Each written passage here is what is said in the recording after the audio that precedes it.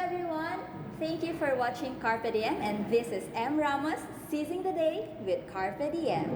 For today, we have a very special topic to discuss dahil pag-uusapan natin ang isa sa mga common na nakikita natin sa social media, mga memes, mga posts, yung iba sinasabi nilang emo lang or kaya padrama lang, ganyan. Pero ano nga ba itong mabigat na usapin, lalo na pinagdadaanan ng ating mga kabataan? So, madalas nating naririnig yung salitang depression, anxiety, mental health. Ano nga ba ang mga ito? Pag-uusapan natin yan dito sa hashtag Rise Up from Depression and Anxiety. Kasama natin ngayon ang Vice President for Education and Research ng Carpe UP, si Miss Kyla Ganal, and syempre ang Executive Vice President, si Miss Ren Breva. Hi! Hello!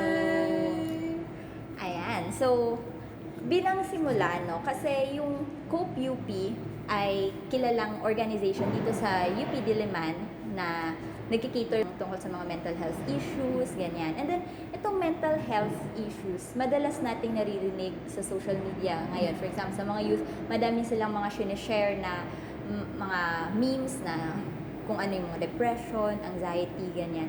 Pero, meron din namang mga iba na hindi pa ito talagang naiintindihan. So, to start lang, ano ba yung mental health? Sino gustong sumagot? Kahit sino. Ayan. So, yung mental health, actually, merong sariling definition yung World Health Organization. So, more formal definition lang. Ano siya?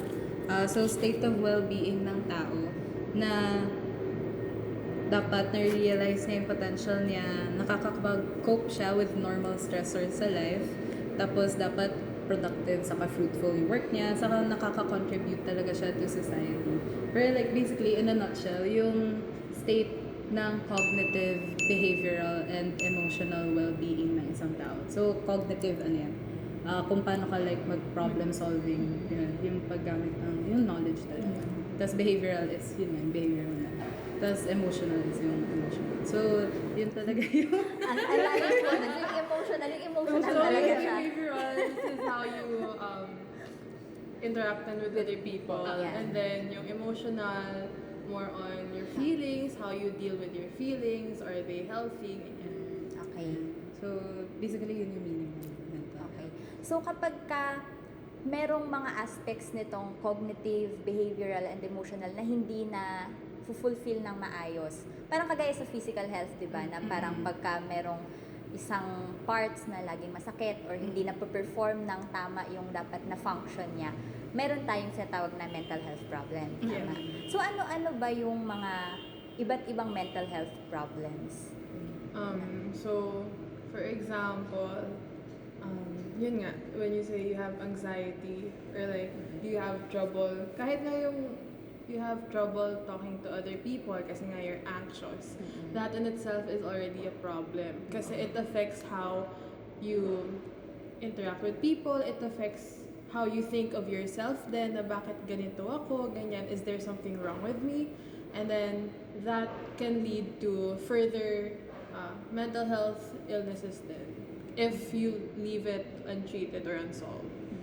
So aside from anxiety and depression, ano pa yung iba nating mga mental health problems? Kasi usually kapag ka sinabing mental health problem, yung usually na-associate na talaga siya sa depression or anxiety. Pero we have other problems na hindi madalas na pag-uusapan kasi hindi siya ganun hindi ko alam kung dahil hindi siya ganun ka-common or hindi siya pinag-uusapan compared sa depression and anxiety. So, pwede ba nating bigyan lang yung listeners natin ng konting konting idea kung ano pa tong ibang problems na to?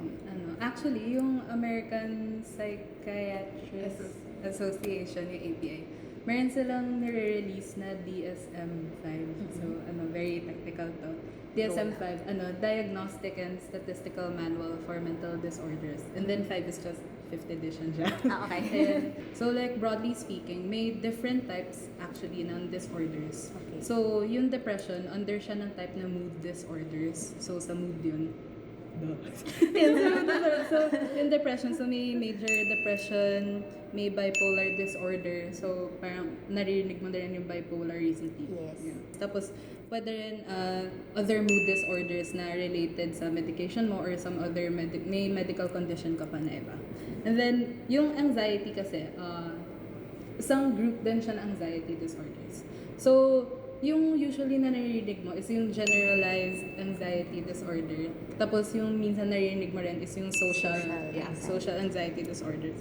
Tapos meron din yung panic disorder, yung nagkaka-panic attacks. And then meron That's din under anxiety. anxiety disorders din. So meron din dun phobia-related disorders. Tapos hiniwalay pa nila yung agoraphobia. So agoraphobia is yung takot sa masyadong malaking crowd. Meron din separation anxiety disorder. Tapos meron din personality disorders.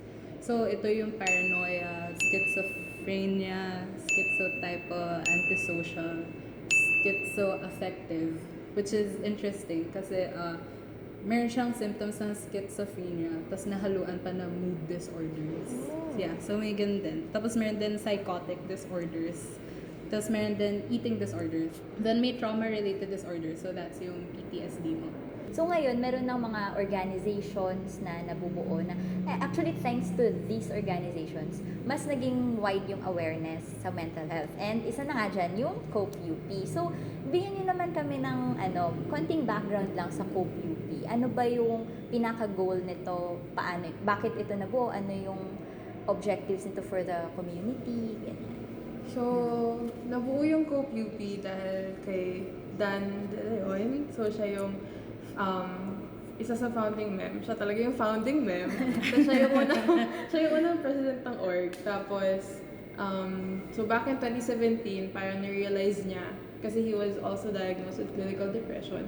And then, when he looked at the UP community, he realized na, hindi pala lahat ng estudyante nakaranas ng support system na nagkaroon ako. Yeah. So, he wanted the people inside of UP to have the same kind of support system, to provide that support system para din naman kung siya nakasurvive, makakatulong din sa pag-survive ng students and the whole community na nakakaranas ng mental health problems and disorders. So, ngayon, since nga pinag-uusapan natin for this topic is yung mainly yung depression and anxiety. Kasi nabanggit na natin na marami talagang scope yung mental health and hindi natin kayang pag-usapan lahat ng yon in one sitting. So ngayon, we'll focus on depression and anxiety. And since nabanggit mo na kanina, Kyla, kung ano yung depression and anxiety and other mental health problems, ano ba yung mga signs or symptoms na kailangan natin tingnan or parang kailangan maging aware tayo na kapag nakita natin to, possible na meron siyang depression. Sa depression muna tayo. So, sa DSM-5, meron talagang nakalist down na symptoms to diagnose depression. Pero, generally, yung mga symptoms na yun, dapat present siya for at least 2 weeks. Yeah. So, kasama na dun is yung depressed mood. So, medyo down yung tao. And then, diminished interest. So, yung mga activities na gusto niya dati, hindi na niya gusto gawin ngayon. Tapos, meron din yung significant weight change. So, it's either you gain weight or you lost weight. Tapos, significant siya. So, nabibigla na lang nagbago siya. Yun. Tapos, may sleep disturbance din. So, just like yung appetite, either masyadong konti yung tulog or masyadong marami yung tulog, ganun. Tapos yung fatigue, so parating pagod. And then feelings of worthlessness, tapos yung, or hopelessness, ganun. Tapos recurrent thoughts of death or suicidal ideation na yung sa iba. And then meron din yung impaired concentration. So nahihirapan silang mag-concentrate sa mga activities.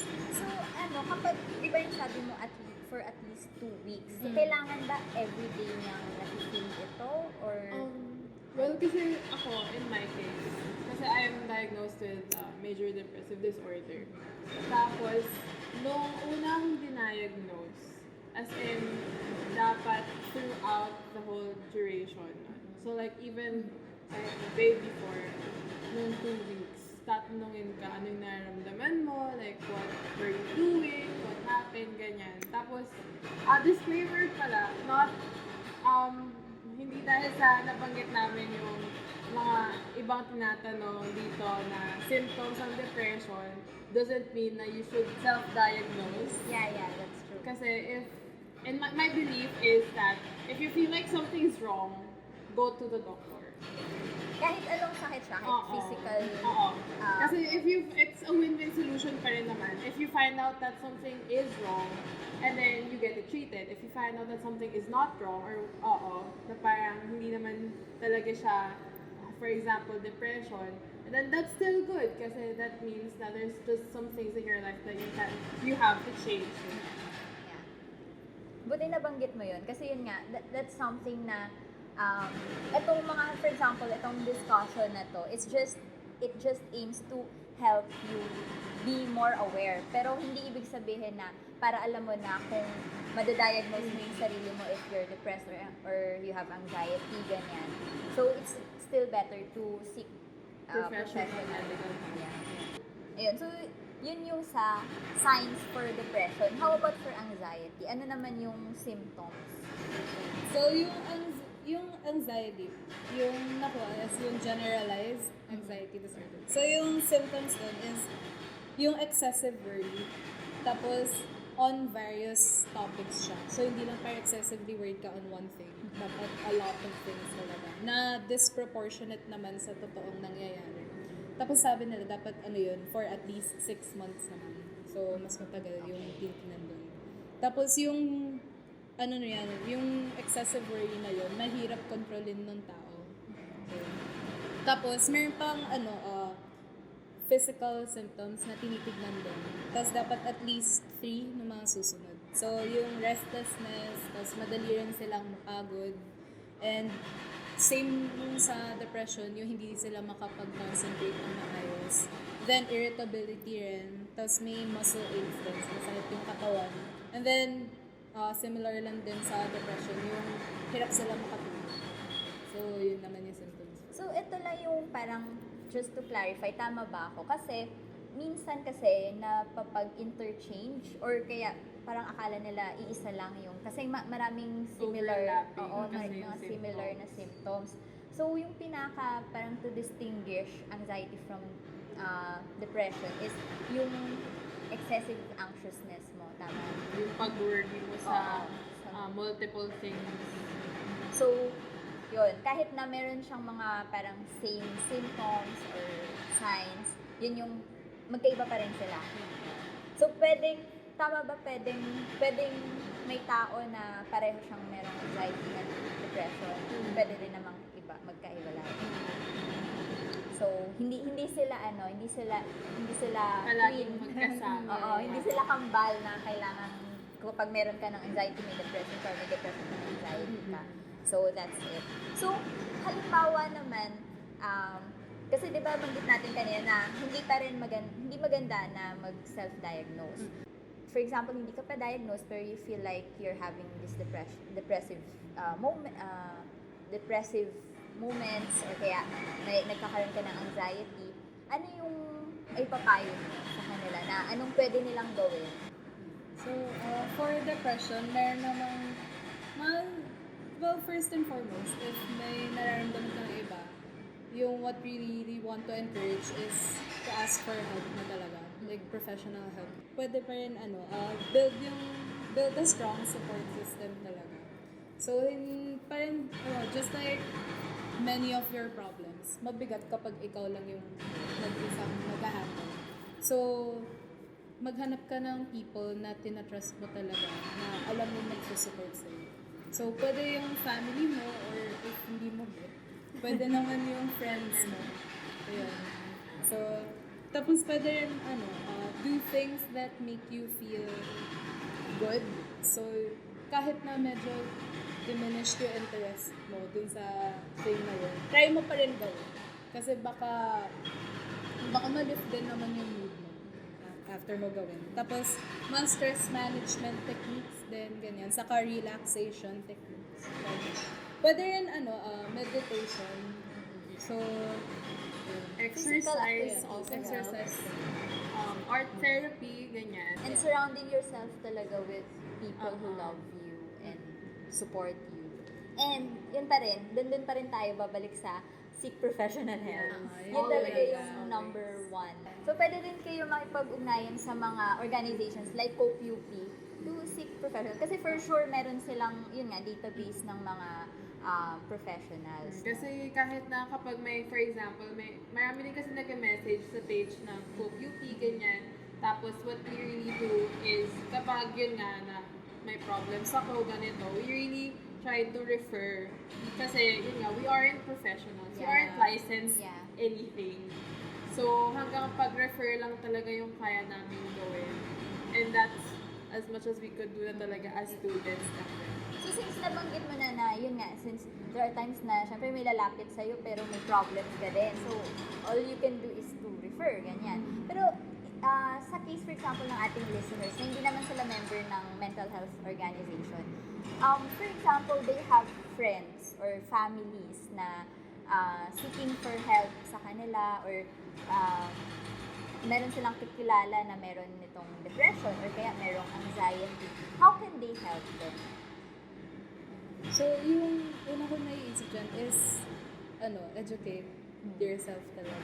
So, maraming resources naman online. So, pwede mo lang hanapin doon, like depression, anxiety. Basta dapat credible. Yeah. So, make sure all Ayun your natin resources yan. mo. To Ayun. fake news. Ayun. So, educate yourself talaga. Tapos, be understanding of your friend or your family member or your loved one. Yun. Of your loved one. So, after nun, pwede rin naman kasi na lalapitan ka nila. So, maraming times na hindi naman sa nanghihingi sila ng solution from you. It's just that they want someone to listen to them. So, be compassionate na lang kung ano yung kinakwento nila. Tapos, make sure na wag mong malilitin. Na parang, ako nga. Ayan. Yan don't yung make common, it about you. Oo. Yeah. So, yun. And, Ako nga, kinaya ko yan. Pinasa Yeah. ko nga yan eh. Oh, yan. Meron pa tayo ng struggles Yeah. and ways of coping. yeah. Meron pa. Ito yung palagi sinasabi ng advisor namin. You can't help other people if you yourself are not okay and you can't help yourself. So, dapat you have to be sound din. Like, you know na, okay, kaya ko ba today na kausapin yung friend ko kahit na ako rin may pinagdadaanan. Like, sometimes we want to help other people that we forget to help ourselves din. Be sure to set boundaries first. So, for example, yung ganun nga na kailangan wag mong hayaang maubos ka rin. Yung parang Kasi ganun, diba? parang sa ibang tao, parang nagiging sila yung sponge. So like, tinatanggap nila, ina-absorb nila yung problems ng friends nila na okay, sige, ganito yung gawin natin, sige, dito lang ako for you. Tapos after that, you'll feel drained. Na that's not how it's supposed to be kasi. Yeah. And minsan kasi hindi rin natin namamalayan eh na nagbibigay na pala tayo ng nagbibigay at nag-absorb na tayo nag-absorb ng mga negativities ng friends natin. Hindi rin natin siya namamalayan. So it's really, I think it's healthy din na from time to time we just take a break. We check on ourselves. Talk to ourselves. Parang, kamusta na ba ako? Ano bang kailangan Ito lang ko? muna. Yung ganon, yung parang kamustahin mo rin yung sarili mo na kaya ko pa ba to, may share pa ba ako or mag-stop mo na ako. Kaya minsan, ako for example, personally, I really try to balance yung time na may kasama akong tao at yung time na mag-isa lang ako. Kasi, parang both ways, kapag matagal kang nasa crowd or may kahalubilong tao, you get drained. Pero kapag matagal ka ding mag-isa, you get drained din. So parang it's really just balancing. Pero that works with me. So hindi ko alam din with other people. So it depends din eh. Kaya it's important that you try to get to know yourself more. Kasi somehow, magkakaroon ka ng idea kung paano mo i-first aid yung sarili mo. Another tip na I think a lot of us should do din, so ako din, dapat mas gagawin ko siya, is that before we bago tayo magsabi sa friends natin na, oh, may problema ako, ang bigat-bigat naman ng nararamdaman ko, ganyan-ganyan. We should also ask them first if they're emotionally okay to handle this kind of news or this kind of information. Kasi nga, paano kung yun nga, sila din, may problem sila that day, tapos parang ang bigat na rin, tapos bigla mong sabihin, oh, ano ba yan? Ganito yung nangyari sa akin today, ayoko na, ganito, ganyan. Na parang, medyo inconsiderate din siya, although gets naman na you just want to, tell someone to get baggage out. Pero, we have to know na you're not the only one then experiencing these problems, ganyan. Other people might also be experiencing them. So, it's better to ask, are you okay right now to talk about it? Kasi I have a problem and I want to share it. I actually have a friend na lagi siyang ganyan. Parang, pwede ba akong mag-rant? Mga ganun mo na siya. Oo, nagpapaan. Kaya mo ba? May mga ganun siya. So, it helps. Kasi hindi lang din siya, hindi lang din siya, aside from yung emotional strength niya for the day, minsan kasi, what also happens is, for example, busy yung tao, tapos hindi siya nakapag-reply agad. And then, since ikaw, kasi di ba, minsan pag emotional lang tayo, we tend to be, yung mga maliliit na bagay na hindi ka na-replyan, or kaya na-seen ka pero hindi ka na-replyan, parang feeling na natin, ano ba ito, wala siyang pakialam, blah, blah, blah. Pero yun pala, hindi naman talaga niya nabasa kasi she's doing something or ganyan. So, it's okay. Parang yun, we just have to be, yung sabi nga niya kanina, we have to know na hindi lang tayo yung may ganitong baggages. So, everyone has a baggage and we have to be considerate of that. So, ayun. Ikaw, may any tips ka pa ba, Miss Kyla? Yung isa pa, dalawa actually. Sige, go. Isa, ayun. Be patient. Kasi matagal yung process of healing. Tapos mapapansin mo rin it's not linear. So, may chances na what's the term? You take 2 steps back. Ayan. So, 2 steps forward, 1 step back. So, be patient na lang with your loved one if nangyari yun sa kanila. And also, ikaw na mismo as a friend, tulungan mo na silang maghanap ng tulong. So, usually yung ginagawa is, ikaw na mag-encourage to seek professional help. And you're also the one who's gonna help them to actually find a psychiatrist, a therapist for them. And if pwede naman sa'yo, offer mo na samahan mo siya dun sa first session niya. Malaking tulong din actually na may kasama sa first session, kahit yung first session man lang. Kasi there are people, for example ako, the first time, kasi there was also a time when I was seeking professional help. And then, yung first time talaga, it had parang, yung alam mong gusto mo na talaga, pero you just can't do it. And you had to have someone to be with you to go. Tapos after nun, kaya mo nang kahit ikaw na mag-isa, ganyan. Kasi parang alam mo na, kasi minsan meron ka pang fear na ano bang ginagawa dito, paano ko ba sasabihin to, yung ganun. So, it really helps na if kaya mong samahan yung friend mo, or kung close ka sa family niya, you ask a family member na samahan siya, ganyan. So, it's a very malaking bagay yun sa friend mo, or kung sa kapamilya mo, kung masasamahan mo siya. Especially family. Tapos, teenager ka pa, or a little over 18. Kasi kapag you go in to get your first check-up, to get diagnosed if ever, ang kailangan talaga ay may kasama kang family member. Yeah, so, pagka under 18. Tapos kahit a little underage. Kasi parang ako nung I got diagnosed, a little later na rin kasi yun. Parang I had to be with my dad, ganyan. Tapos, for siguro mga 2 months, each session, kailangan may kasama akong family member. Ganun. So, kailangan, it takes strength to tell people na, okay, I think something's wrong, and I hope wag ka mag-freak out, ganyan. Kasi parang lalo pag family, Filipino family, na parang, bakit ganyan? Nag-freak out na kayo sila. So kaya, anong problema mo? Hindi naman ganito, ganyan. Pero, mag-pray ka lang. Mag-pray ka lang. Pero, Pray ka lang. it really takes a lot of strength, both for you and your family members, to accept na there might be something wrong, and that there is nothing wrong with seeking for help for that matter.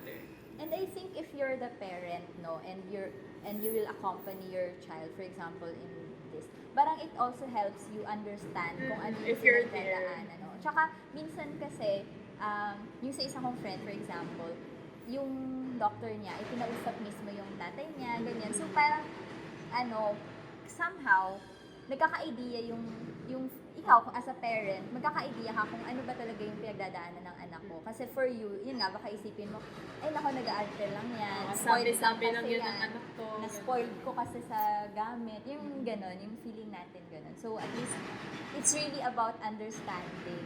Kasi when we understand what's happening, that's when we will know what to do and how to cope up with it. Yeah, with cope. Yeah. So, ayun. So, since nabanggit natin tong mga to, feeling ko kasi, yung pinaka-general and compassing nitong mga tips natin is to really be part of promoting a healthy environment, diba? So, whether sa bahay yan, or kaya sa group, sa friends natin, sa school, sa community, ganyan, we really have to be conscious that we should be part of creating a healthy environment, not just for ourselves, but also for other people. So, do you have any, parang sa tingin ninyo, paano ba tayo magiging parte ng pag-create ng healthy environment? Still goes back to educating yourself talaga. As in, yun talaga. Like, getting to know, bakit ba maraming tao nagsasabi na depressed sila? Like, what might be the reasons for that?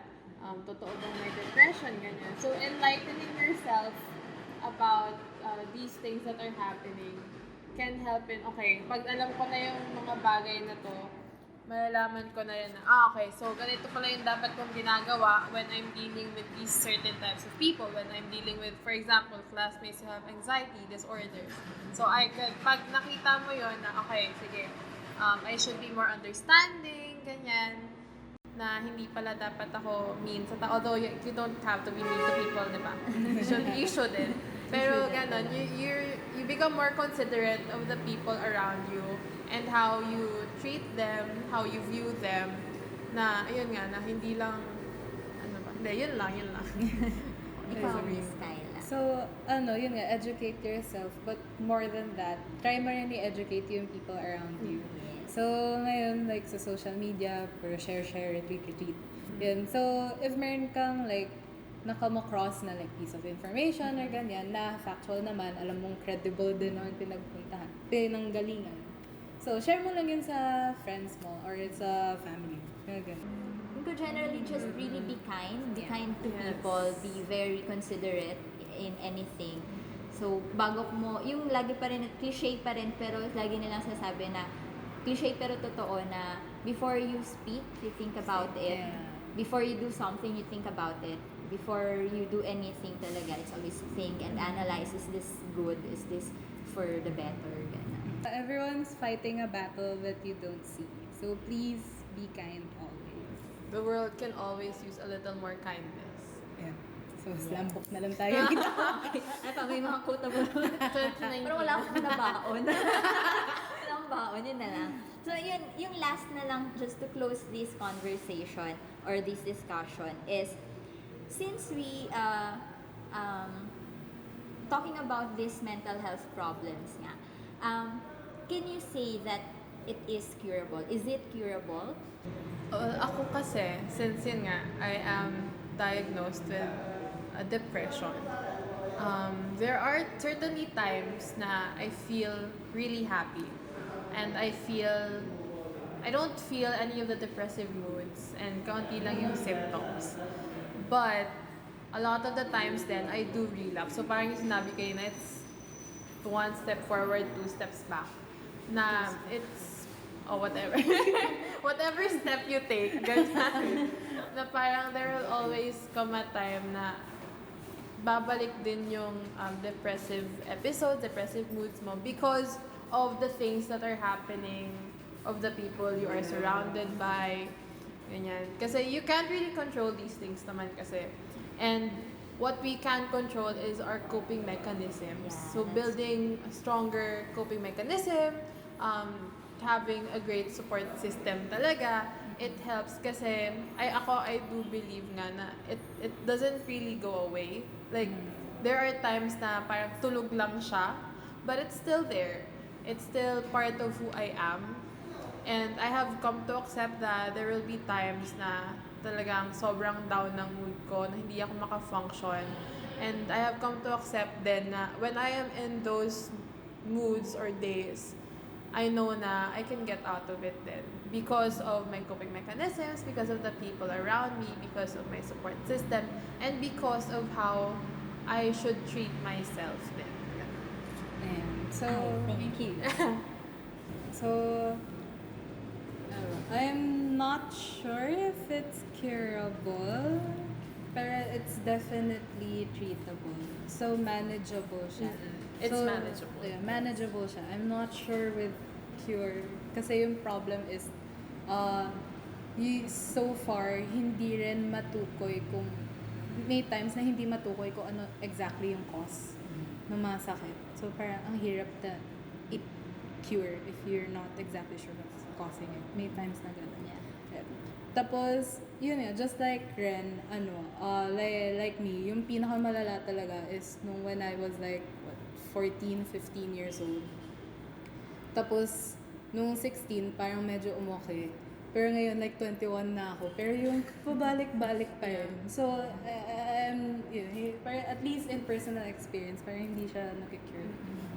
Gusto ko lang i-highlight yung sinabi ni Ren, yung coping mechanisms. I think that's what we should try na lang din to develop, no, to be able to know our coping mechanisms and to strengthen that. Kasi yung ako naman sa experience ko, yung doctor, yun ewan ko sa inyo, pero sa akin kasi yung doctor ko, yun yung parang binigay niya sa akin is to be able to cope up by myself na wala na siya. So parang ganon. So kahit na babalik siya at babalik, kahit pa paano alam mo kung paano mo na siya isusurvive even without ideally even without the doctor na. Pero kung tingin mo kailangan mo pa rin talaga, you still have to go back and seek. So, aside from that din pala, I remember na it's also really helpful to know your triggers, to know your stressors. Kasi bago ka magkaroon ng coping mechanisms, you have to know the things that stress you out, the things that induce anxiety or these depressive moods. Kasi parang minsan, hindi ko alam bakit ang low na ng mood ko, ganyan. Tapos yun pala, ang stressor mo ay academics. Tapos ang dami mo ng papers na sunod-sunod na, ganyan. Or ang stressors mo, yung friends mo na hindi mo alam, toxic na pala. So, before you get better, you have to know, yun nga, yung cause of what's making you feel these things. Meron akong prof dati sa EDCO 101. yung lagi yung sinasabi, siya Si ata Ma'am yung Binduan. Shout out sa advisor namin. niya. So yung sabi niya sa amin dati, yung ano ba, Binduan's avoidance theory. Sinabi niya ba sa inyo yun? Yung sabi yung Binduan's avoidance theory. So hindi to legit na theory. Kaya lang to. Pero yun nga, parang similar siya dun kasi na parang number one na pwede mong gawin and simplest, as much as possible, avoid your stressors. Parang yun lang siya. Pero, in cases na hindi mo nga siya ma-avoid, so that's when you go to another step. Pero yun. So, that's where we end our discussion. Ang dami pa sanang magandang i-juice out na na topic under this issue. Pero, maybe we can continue that in another episode or another form of discussion. So ayan guys, sana meron kayong natutunan dito. Sana may naitulong kami, 'di ba? So ayun. So, pero kung may mali, don't be afraid to like correct us. Yeah, Comment pwede down mo below. i-comment sa baba. Kasi kami rin naman, learning lang din naman talaga kami. So yun, we are not here, we're not discussing this because we are professionals and we know a lot about it or we know very well about it, but at least from our experiences and from what we know, from what we've heard and what we've read also, this is what we know. So kung meron din kayong gustong i-share na mga insights or mga tips ninyo about mental health, how we can create a more positive and healthy environment, please comment it down. And remember, pag nag-comment kayo, healthy discussions lang, okay? So, huwag tayong mag-produce ng toxic. So, again, thank you so much. Sana may natutunan kayo. This is, again, Miss Kyla. and Ren. yeah. So, they are from Pop-Up. And again, this is M. Ramos, seizing the day with Carpe Diem.